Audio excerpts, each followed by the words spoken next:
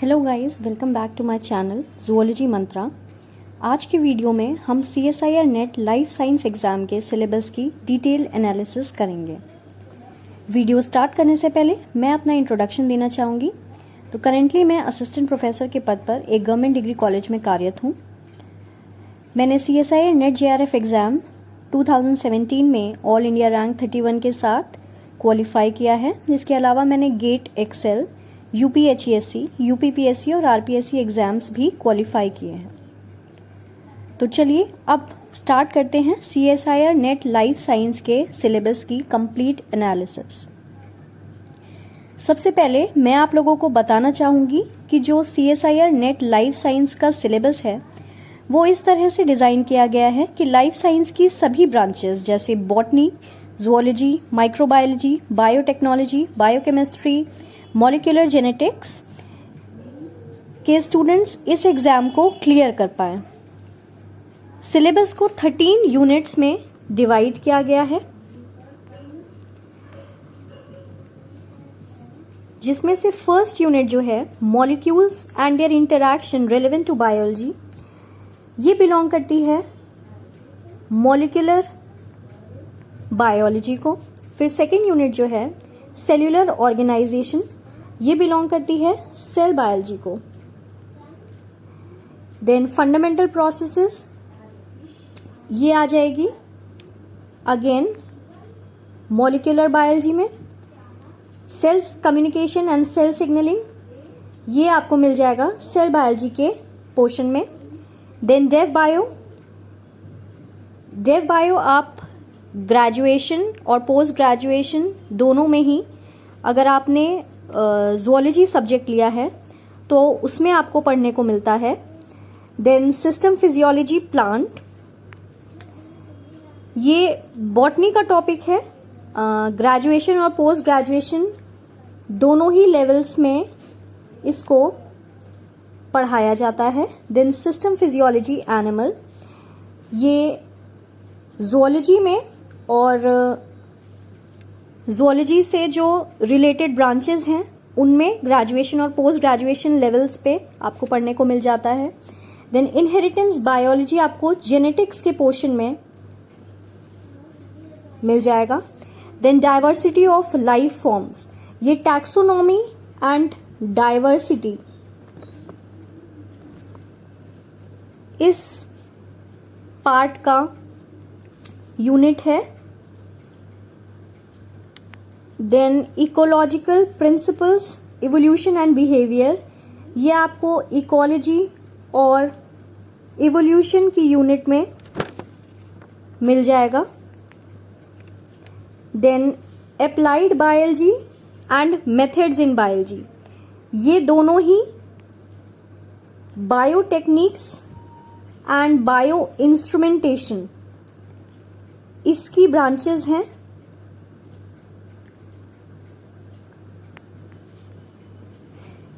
तो ये जो यूनिट्स दी गई हैं 13 यूनिट्स, ये इन्हीं सब जो सब्जेक्ट्स हैं इनसे डिराइव्ड हैं। और इसमें से जो molecular biology, cell biology, bio instrumentation, biotechniques, ecology, ये वाली जो यूनिट्स हैं ये लाइफ साइंस की सभी स्ट्रीम में कॉमन है। और जब हम एग्जाम क्लियर करने की बात करते हैं, जब हम कट ऑफ की बात करते हैं, तो इन 13 यूनिट्स में से अगर आपकी 10 यूनिट्स भी बहुत अच्छे से प्रिपेयर्ड हैं तो आप एग्जाम क्वालिफाई कर सकते हैं। अपनी फील्ड के हिसाब से आप उन 13 यूनिट्स में से 10 यूनिट्स कोई ऐसी चूज कर लीजिए जो आपने ग्रेजुएशन और पोस्ट ग्रेजुएशन लेवल पे अच्छे से पढ़ी हो, जिन पे अच्छे से आपका कमांड हो।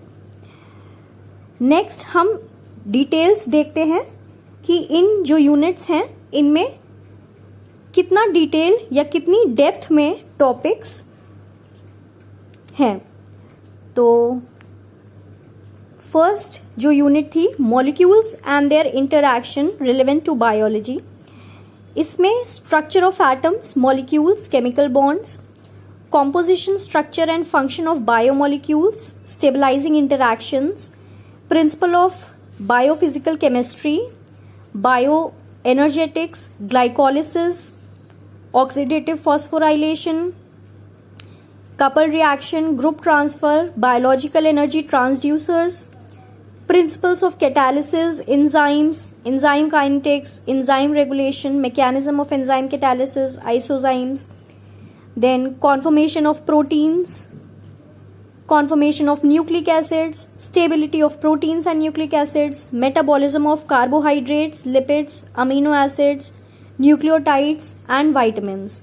तो ये पूरा पोर्शन जो है इस पर्टिकुलर यूनिट का, molecules and their interaction relevant to biology, ये आपका कवर हो जाता है किसी भी अच्छी बायोकेमिस्ट्री की बुक में। अगर आपकी एमएससी बायोकेमिस्ट्री से है तो इस यूनिट पे आपको ज्यादा फोकस करने की जरूरत है। लेकिन जो भी लाइफ साइंस की बाकी स्ट्रीम्स हैं, बाकी ब्रांचेस हैं, उनमें भी ये यूनिट एज अ पेपर या किसी एक पर्टिकुलर पेपर की किसी एक पर्टिकुलर यूनिट में डेफिनेटली पढ़ाई जाती है और ये एग्जाम पॉइंट ऑफ व्यू से भी बहुत स्कोरिंग है। तो इस यूनिट को कोशिश करिएगा कि आप ना छोड़ें एग्जाम के लिए। देन हम आते हैं नेक्स्ट यूनिट पे जो है सेल्यूलर ऑर्गेनाइजेशन। इसमें membrane structure and function, structural organisation and function of intracellular organelles, organisation of genes and chromosomes, cell division and cell cycle, microbial physiology, ये सारे पार्ट आपको किसी भी अच्छी सेल बायोलॉजी की बुक में मिल जाएंगे। एंड अगेन ये जो पूरा पोर्शन है सेल्यूलर ऑर्गेनाइजेशन वाला, सेल बायोलॉजी वाला, ये भी botany, zoology, microbiology, biochemistry, almost जितनी भी लाइफ साइंस की स्ट्रीम्स हैं उनमें ये कॉमन टॉपिक है और एग्जाम पॉइंट ऑफ व्यू से भी इम्पॉर्टेंट है। तो इस पर्टिकुलर यूनिट को भी आपको ध्यान में रखना होगा।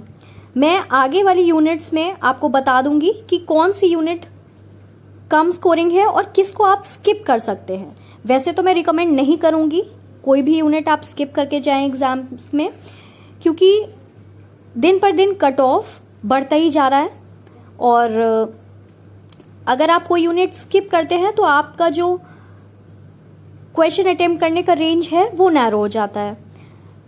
बट फिर भी अगर कोई ऐसी यूनिट है जो आपने कभी भी नहीं पढ़ी है और आपके पास टाइम भी कम है तो मैं आगे बता दूंगी कि कौन सी यूनिट आप स्किप कर सकते हैं। बट डेफिनेटली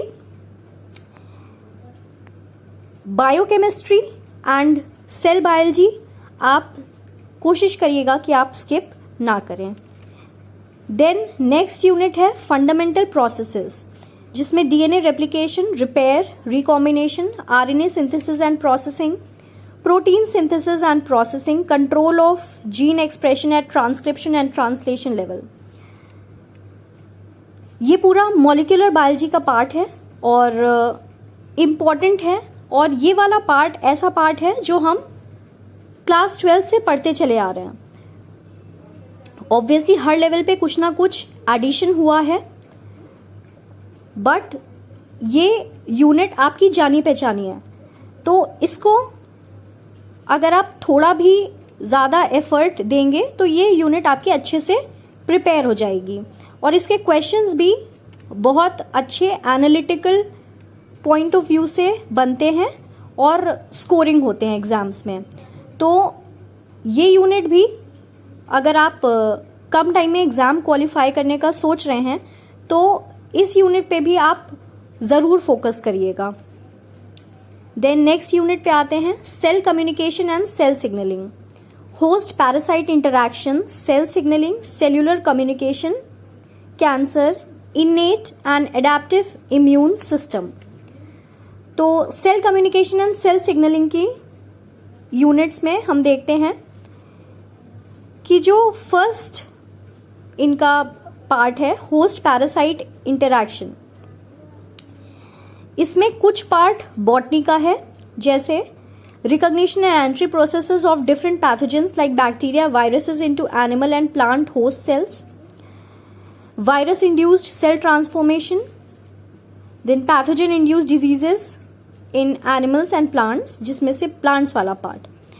तो जो पार्ट बॉटनी का है अगर आप उसे स्किप करना चाहते हैं, if you are a zoology student, तो आप उसको स्किप कर सकते हैं, बट स्टिल आपके पास बाकी यूनिट्स हैं जिन पे आप अपना अच्छा होल्ड कर सकते हैं। सिमिलरली जो बॉटनी के स्टूडेंट्स हैं या फिर जिन्होंने इम्यूनोलॉजी नहीं पढ़ी है उतने अच्छे से, वो ये वाला जो पार्ट है इनेट एंड एडॉप्टिव इम्यून सिस्टम, ये वाला पार्ट आप स्किप कर सकते हैं, बट देन आपको बाकी यूनिट्स पे बहुत अच्छा कमांड रखना होगा। सेल सिग्नलिंग, सेल्यूलर कम्युनिकेशन, ये दोनों ही चीजें बाकी ब्रांचेस में भी कॉमन है, तो इसको स्किप मत करिएगा, जिसमें अधेशन मॉलिक्यूल्स, गैप जंक्शंस, ईसीएम, इंटेग्रिन्स, ये सब आता है। इसको प्लीज़ आप ज़रूर से कवर कर लीजिएगा। अगर आप बॉटनी स्ट्रीम के हैं तो आप न्यूरोट्रांसमिशन, हिमेटोपोइसिस डेफिनेटली स्किप कर सकते हैं। Then cancer is an important topic अगर हम एग्ज़ाम की बात करते हैं तो, बट आप दूसरी स्ट्रीम के हैं, ज़ूलॉजी के नहीं हैं, या आपने कैंसर के बारे में डिटेल स्टडी नहीं की हुई है अपने ग्रेजुएशन और पोस्ट ग्रेजुएशन लेवल में, तो आप डेफिनेटली इसको स्किप कर सकते हैं। देन इम्यूनोलॉजी वाला जो पार्ट है वो definitely zoology and allied streams ने ज़रूर पढ़ा होगा, ग्रेजुएशन और पोस्ट ग्रेजुएशन दोनों ही लेवल्स पे।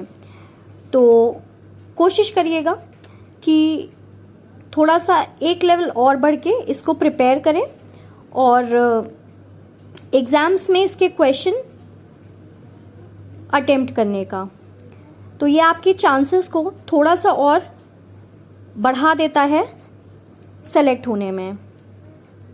देन आते हैं डेव बायो के पार्ट पे। डेव बायो ज़ूलॉजी में जिन्होंने ग्रेजुएशन और पोस्ट ग्रेजुएशन किया है उन्होंने तो डेफिनेटली पढ़ा हुआ है, और डेव बायो से जो क्वेश्चंस आते हैं वो भी कॉन्सेप्चुअल क्वेश्चंस आते हैं और स्कोरिंग क्वेश्चंस आते हैं। बेसिकली जो सेक्शन सी है उसमें बहुत अच्छे क्वेश्चंस आते हैं डेव बायो के। तो जो ज़ूलॉजी और एलाइड ब्रांचेस के स्टूडेंट्स हैं वो डेफिनेटली जो डेव बायो वाला पार्ट है उसको छोड़ के बिल्कुल नहीं जाएंगे। देन जो बॉटनी के स्टूडेंट्स हैं जिन्होंने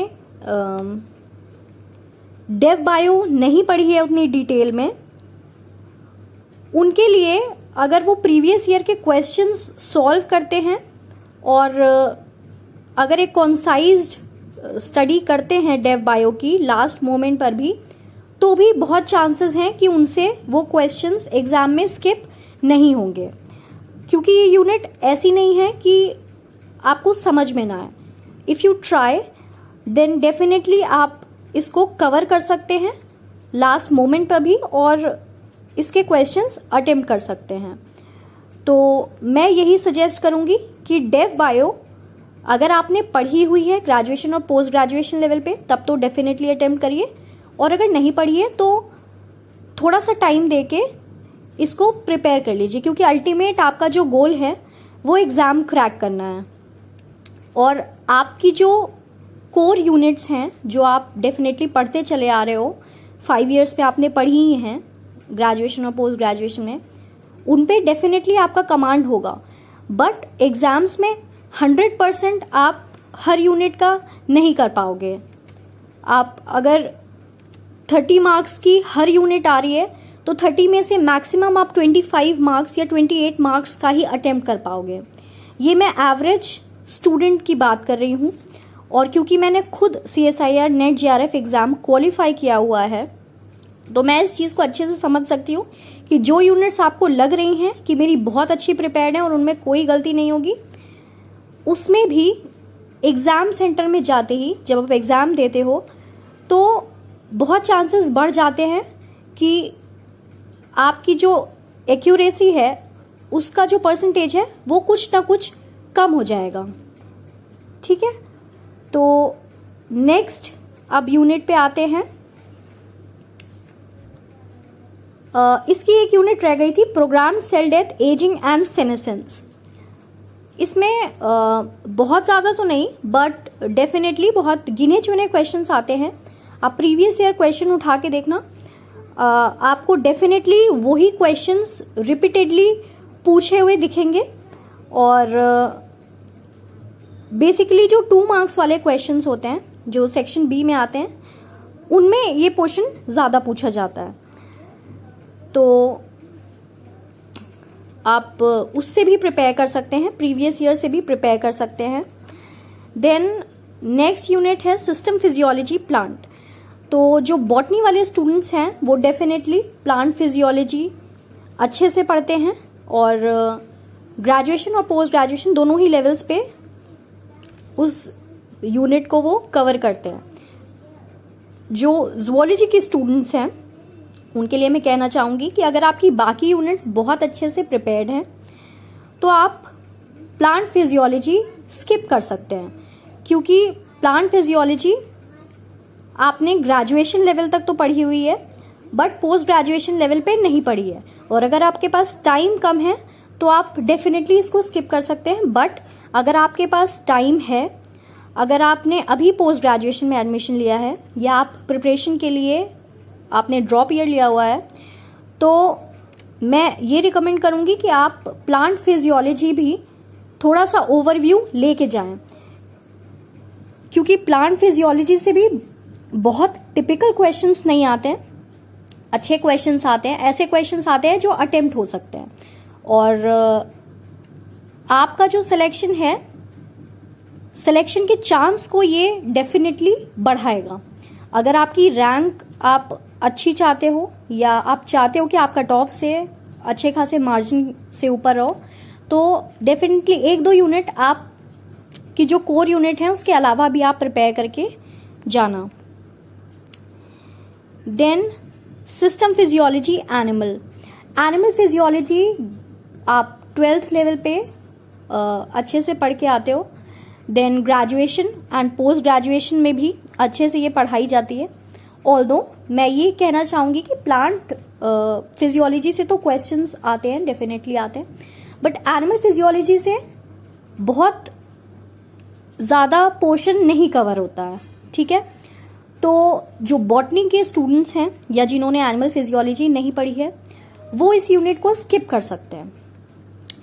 देखिए, जब भी हम सिलेबस प्रिपेयर करते हैं किसी भी एग्जाम का, तो हम उसमें कॉस्ट टू बेनिफिट रेशियो देखते हैं। कॉस्ट टू बेनिफिट रेशियो किस चीज़ का? टाइम का, कि हम किस चीज़ में कितना टाइम लगा रहे हैं और उसका हमें कितना बेनिफिट मिल रहा है।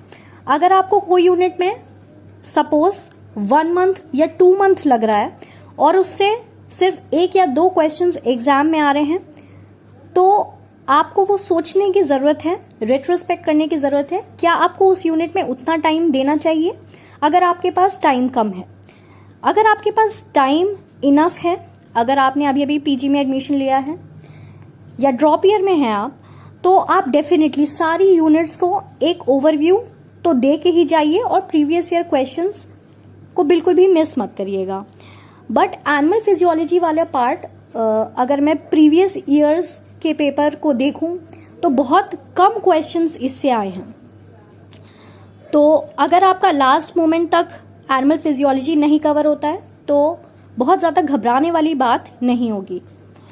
एक सेपरेट वीडियो में हम बात करेंगे कि जो CSIR नेट एग्ज़ाम का लाइफ साइंस में जो पैटर्न रहा है उसके हिसाब से कौन सा टॉपिक कितनी वेटेज रखता है और कौन कौन सी बुक्स आपको रेफर करनी चाहिए। ठीक है, फिर हम नेक्स्ट यूनिट पे आते हैं जो कि है हमारी इनहेरिटेंस बायोलॉजी।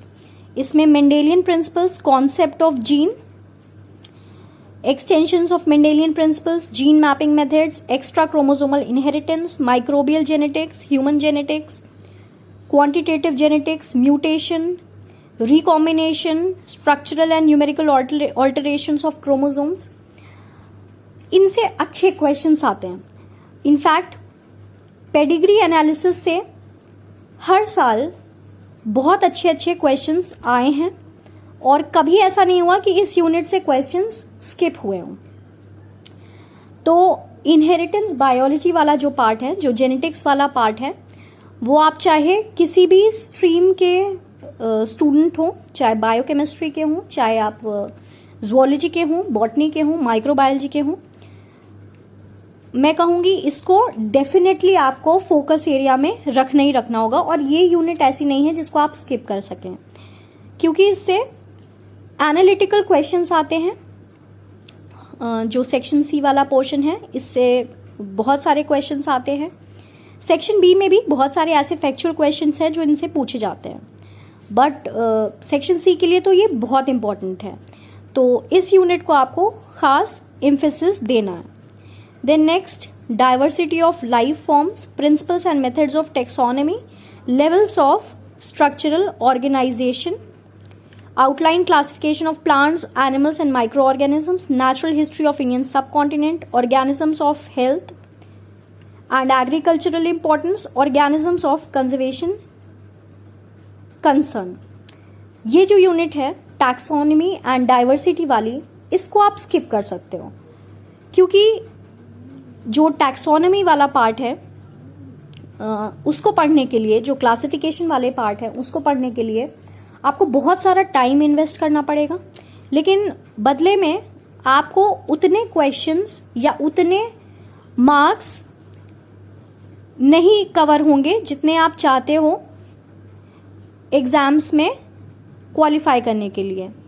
तो ये एरिया ऐसा है जिसपे कॉस्ट टू बेनिफिट रेशियो बहुत ज़्यादा है. मतलब आप बहुत ज़्यादा टाइम दोगे इन टॉपिक्स पे, बट आउटपुट उतना नहीं आएगा. आप एग्ज़ाम पेपर में ढूंढोगे कि इस वाले पार्ट से कितने क्वेश्चन आए हैं, तो आपको हार्डली 2 या 3 क्वेश्चंस मैक्सिमम मिलेंगे. ये मैं मैक्सिमम बता रही हूँ, बट इससे डेफिनेटली बहुत अच्छे क्वेश्चंस नहीं आते हैं. तो इसको आप चाहो तो स्किप कर सकते हो, इस पर्टिकुलर यूनिट के क्वेश्चंस को. देन इकोलॉजिकल प्रिंसिपल्स, इसमें एनवायरमेंट, हैबिटेट एंड निश, population ecology, species interactions, community ecology, ecological succession, ecosystem ecology, biogeography, applied ecology, conservation biology. ये बहुत ही इंटरेस्टिंग यूनिट है और डेफिनेटली बहुत स्कोरिंग है एग्जाम पॉइंट ऑफ व्यू से. और इजी में नहीं कह सकती हूँ, बट बहुत ज़्यादा इंटरेस्टिंग है. अगर आपने इसको कॉन्सेप्चुअली पढ़ा है, अच्छे किसी बुक से स्टडी किया है, अच्छे मटेरियल से स्टडी किया है, या किसी अच्छे टीचर्स से स्टडी किया है कॉलेज लेवल पे भी, तो आप डेफिनेटली इसके एग्जाम्स क्रैक कर लोगे. और इस यूनिट की अगर मैं बात करूं तो सेक्शन बी और सेक्शन सी दोनों में ही इसके क्वेश्चंस आपको देखने को मिल जाएंगे. इनफैक्ट अगर आप मैक्सिमम वेटेज की बात करो तो ecology is one of the units that has maximum weightage in this exam. तो इकोलॉजी का पोर्शन ऑब्वियसली बॉटनी स्ट्रीम्स के जो स्टूडेंट्स हैं उनके लिए, और ज़ूलॉजी स्ट्रीम्स के जो स्टूडेंट हैं उनके लिए बहुत स्कोरिंग हो सकता है, क्योंकि ये भी एक ऐसा यूनिट है जो ग्रेजुएशन एंड पोस्ट ग्रेजुएशन दोनों ही लेवल पे बहुत अच्छे से पढ़ाया जाता है. तो ये वाली यूनिट को भी आपको बहुत अच्छे से फोकस करना है. देन नेक्स्ट यूनिट है इवोल्यूशन एंड बिहेवियर, जिसमें emergence of evolutionary thoughts, origin of cells, unicellular evolution, palaeontology and evolutionary history, molecular evolution, mechanisms, brain behaviour and evolution. जो ज़ूलॉजी के स्टूडेंट्स हैं वो इवोल्यूशन बहुत अच्छे से पढ़ते हैं ग्रेजुएशन एंड पोस्ट ग्रेजुएशन दोनों ही लेवल्स पे, बट जो बाकी स्ट्रीम के स्टूडेंट्स हैं उन्होंने भी डेफिनेटली अगर पोस्ट ग्रेजुएशन में नहीं तो ग्रेजुएशन लेवल पे तो डेफिनेटली ये यूनिट पढ़ी है। इस यूनिट से भी ठीक ठाक क्वेश्चंस आते हैं। मैं ये तो नहीं कहूँगी कि बहुत स्कोरिंग है, बट फैक्चुअली आप अगर अपना स्कोर बढ़ाना चाहते हो तो this is one unit where you can focus कि आप थोड़ा सा, अगर आपका लर्निंग पावर अच्छा है, थोड़ा सा आपका मेमोरी बेस्ड अप्रोच है, तो आप डेफिनेटली इस यूनिट को स्किप मत करना एंड आप इस यूनिट से भी अच्छे स्कोर ला सकते हो। Then applied biology and methods in biology, ये दोनों ही यूनिट्स में बायोटेक्निक्स एंड बायो इंस्ट्रूमेंटेशंस आते हैं। बायोटेक्निक्स एंड बायो इंस्ट्रूमेंटेशन अगेन एक कॉमन टॉपिक है for all the branches of life science. तो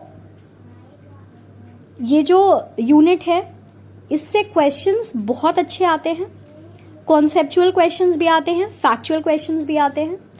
तो ये यूनिट डेफिनेटली आपको फोकस करनी है।